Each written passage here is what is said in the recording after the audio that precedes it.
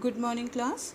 Today we are going to start National Stock Exchange. Okay, we already finished about the stock exchange. हम stock exchange के बारे में पढ़ चुके हैं. ठीक है, स्टॉक एक्सचेंज के बारे में जो आपने पढ़ा वो क्या था, वो एक्चुअली वो बॉम्बे स्टॉक एक्सचेंज था. हमने जिसके बारे में पढ़ा वो बॉम्बे स्टॉक एक्सचेंज को ही स्टॉक एक्सचेंज कहा जाता है, या फिर आप कह सकते हो कि रीजनल स्टॉक एक्सचेंज को स्टॉक एक्सचेंज कहा जाता है. ठीक है, तो हम स्टॉक एक्सचेंज के बारे में पढ़ चुके हैं. फिर हम पढ़ने जा रहे हैं नेशनल स्टॉक एक्सचेंज NSE के बारे में. इसके बाद हम पढ़ेंगे OTCEI के बारे में, जो कि तीसरा स्टॉक एक्सचेंज है. पहला है stock exchange, regional stock exchange, जिसको नॉर्मली स्टॉक एक्सचेंज कहा जाता है. ठीक है, अभी हम लोगों ने जो फंक्शंस पढ़ा, ऑब्जेक्टिव्स पढ़ा, प्रोसीजर पढ़ा, वो सब किसके बारे में पढ़ा, स्टॉक एक्सचेंज के बारे में पढ़ा. That should be regional stock exchange. ठीक है, तो अब हम पढ़ने जा रहे हैं नेशनल स्टॉक एक्सचेंज के बारे में. इसके बाद में हम पढ़ेंगे OTCEI, और उसके बाद में हम पढ़ेंगे SEBI, security exchange board of India. ध्यान देना, अभी हम लोगों ने SEBI के बारे में नहीं पढ़ा.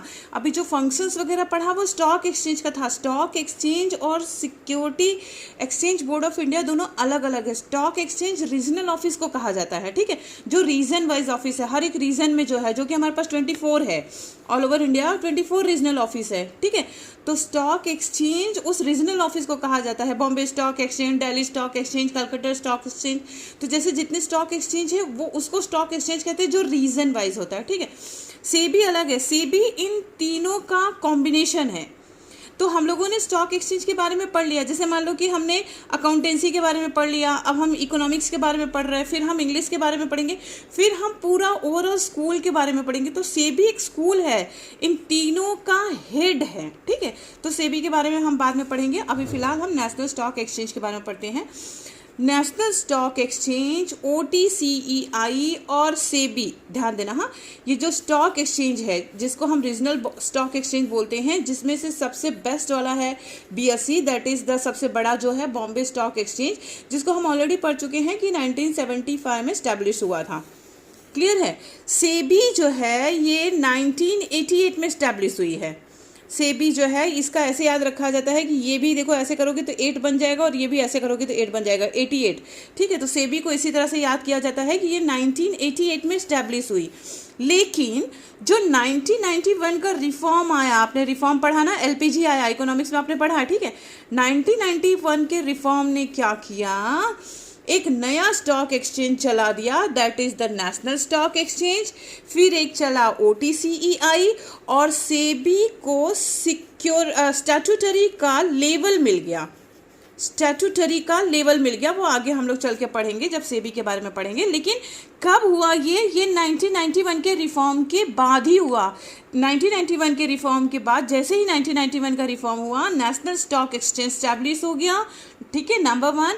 नंबर 2, OTCEI स्टैब्लिश हो गया. नंबर 3, SEBI को स्टैट्यूटरी का लेबल मिल गया. ठीक है, ये एक्चुअली स्टैब्लिश हुआ है 1988. कंपटीशन में यही पूछा जाता है कि SEBI को कब स्टैबल किया गया, तो ये स्टैब्लिश हुआ है 1988 में, लेकिन इसको स्टैट्यूटरी बनाया गया. स्टैट्यूटरी बनाया गया कब, जब ये रिफॉर्म आया, दैट इज द रिफॉर्म के बाद ही बनाया गया. इसका मतलब ये सब 1992 में हुए. कौन, SEBI को स्टैट्यूटरी का लेवल मिला, OTCEI वर्क करना स्टार्ट की 1992 में, और नेशनल स्टॉक एक्सचेंज स्टार्ट हुआ, एस्टैब्लिश हुआ 1992 में. समझ में आ गया. BSE पहले से है, बॉम्बे स्टॉक एक्सचेंज पहले से है, वो 1975 से वर्कआउट कर रहा है. ठीक है, पुराना स्टॉक एक्सचेंज है, क्योंकि वो बॉम्बे में है. बॉम्बे के उस एरिया में है जहाँ से ओशियन के थ्रू ट्रेड हो सकता था. So that's why first started यही हुआ था. ठीक है, ये बहुत उसमें था, डिमांड में था बॉम्बे स्टॉक एक्सचेंज BSE. तो ये पहला स्टार्ट हुआ, ये क्लियर हुआ. तो SEBI को स्टैट्यूटरी, अब ये मत पूछो कि स्टैट्यूटरी मतलब क्या है, ये क्लास 11th में पढ़े हो.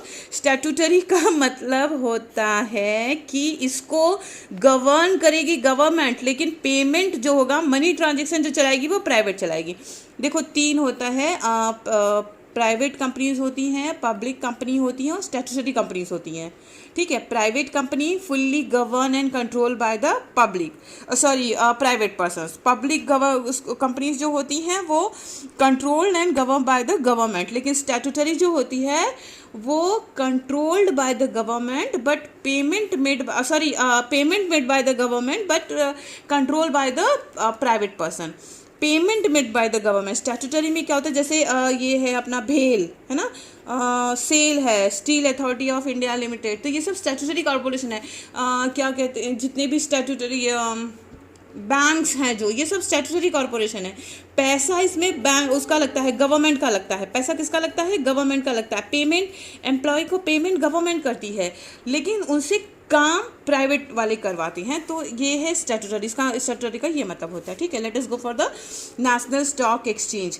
National stock exchange is the latest most modern and technology driven exchange. देखो हाँ, इसका यही रीज़न था, एनएससी को स्टार्ट करने का यही रीज़न था।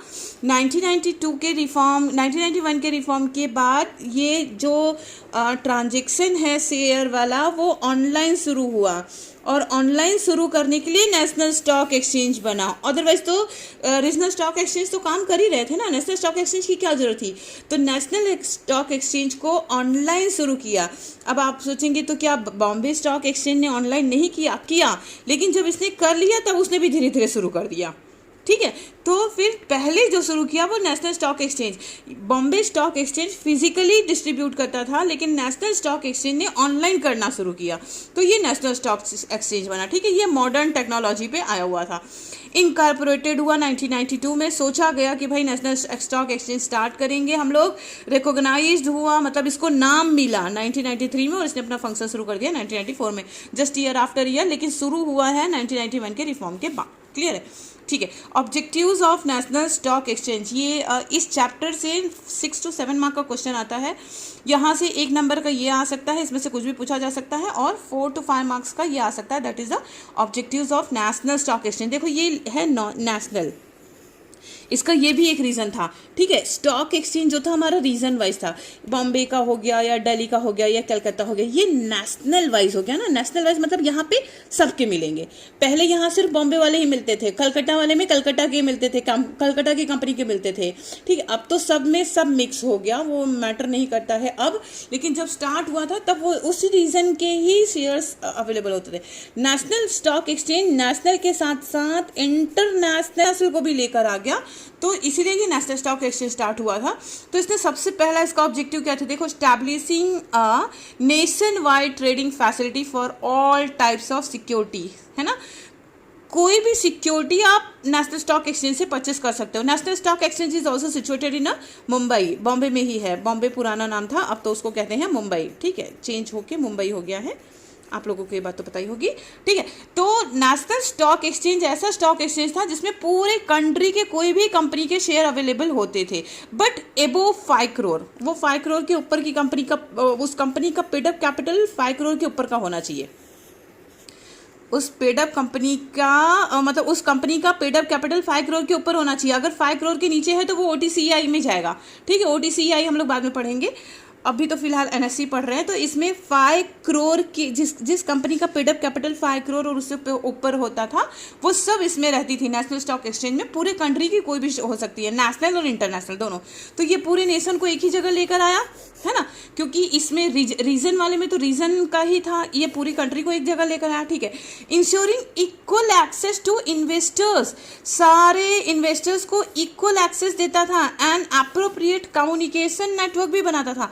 चाहे आप 10 रुपये का शेयर लीजिए, 100 रुपये का लीजिए, करोड़ रुपए का लीजिए, 10 रुपये वाले से भी वही कम्युनिकेशन रहेगा और 1 करोड़ लेने वाले से भी वही कम्युनिकेशन रहेगा। प्रॉपर कम्युनिकेशन नेटवर्क भी रखा, और सब सारे इन्वेस्टर्स को उसने चांस दिया, इक्वल चांस दिया कि भाई आप आइए और ले जाइए, शेयर परचेस कीजिए। ठीक है, फिर से समझ लेना, उसने 10 रुपये वाले को भी चांस दिया, इन्वेस्टर्स को, सेलर को नहीं। क्योंकि हमने यहाँ बात किया अभी कि कोई भी पेडअप कैपिटल, किसी भी कंपनी का पेडअप कैपिटल अगर 5 करोड़ से कम होगा तो वो NSE में नहीं मिलेगा, वो NSE के इंडेक्स में लिस्टेड नहीं होगी।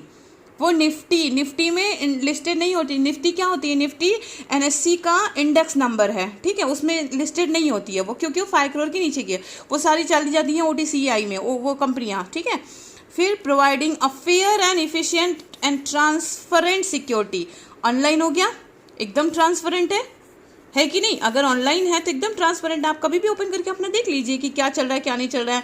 कि जो एजेंट आपको बोल रहा है कि अरे आपके शेयर की वैल्यू 10 ही रुपया है इस वक्त या 12 रुपये है, आप ऑनलाइन ओपन करिए, चेक कर लीजिए कि कितना है कितना नहीं है ना, सब एकदम ट्रांसपेरेंट है। इनेबल शॉर्ट सेटलमेंट, बहुत जल्दी सेटलमेंट करता है, T+2 वाला सेटलमेंट।